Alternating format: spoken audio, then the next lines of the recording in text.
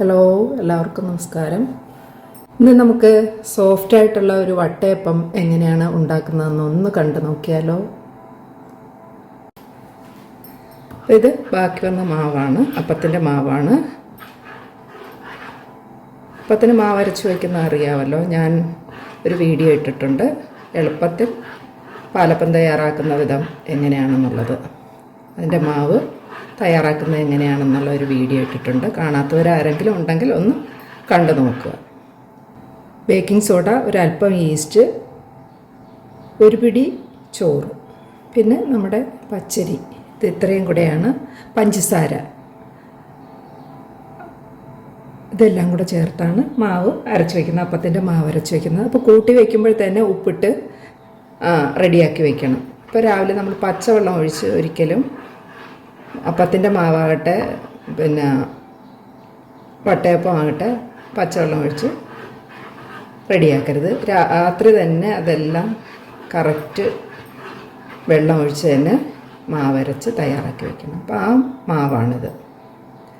അപ്പോൾ വട്ടയപ്പത്തിന് ഒരല്പം തരി വേണമല്ലോ. അപ്പോൾ ആ തരിക്ക് വേണ്ടി ഞാനൊരു 2 ടേബിൾ സ്പൂൺ പുട്ടുപൊടി, അത് ഏതാണേലും കുഴപ്പമില്ല, അത് ഇതിനകത്തേക്ക് ചേർത്ത് കൊടുക്കുക.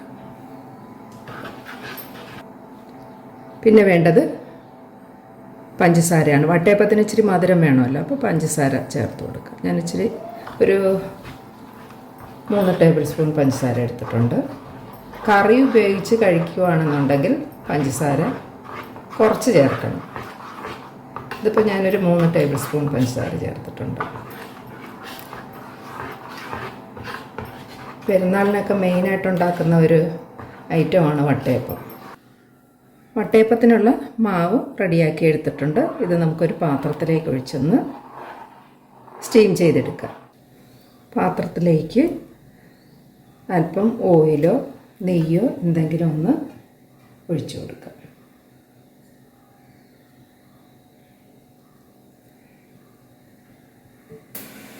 കള്ള് ചേർത്തുണ്ടാക്കുന്ന വട്ടയപ്പമൊക്കെ ഉണ്ട്.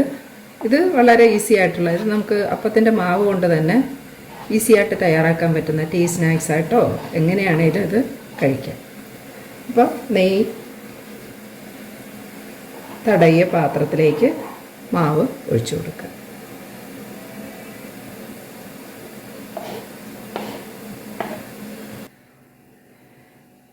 ഇതിലേക്ക് ഉണക്കമുന്തിരി ഇട്ട് കൊടുക്കുക, വേണമെങ്കിൽ മാത്രം. കറിയുമായിട്ട് കഴിക്കുമ്പോൾ ഇതിൻ്റെ ഒന്നും ആവശ്യമില്ല.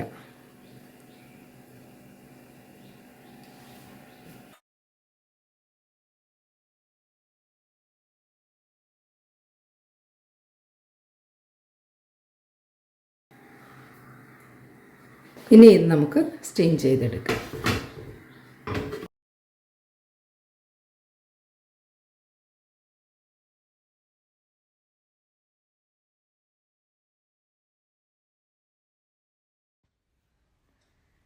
ഇനി നമുക്കിത് തുറന്ന് നോക്കാം. വട്ടയപ്പം റെഡി ആയിട്ടുണ്ട്. എല്ലാവരും ഇതുപോലൊന്ന് ട്രൈ ചെയ്ത് നോക്കുക. വീഡിയോ ഇഷ്ടപ്പെടുകയാണെങ്കിൽ ലൈക്ക് ചെയ്യുക, ഷെയർ ചെയ്യുക. പിന്നെ എപ്പോഴും പറയുന്നത് പോലെ തന്നെ എൻ്റെ ചാനൽ ആദ്യമായിട്ടാണ് കാണുന്നതെങ്കിൽ സബ്സ്ക്രൈബ് ചെയ്ത് സപ്പോർട്ട് ചെയ്യുക. ഇനി അടുത്തൊരു വീഡിയോയുമായി വരുന്നത് വരെ ബൈ, താങ്ക് യു.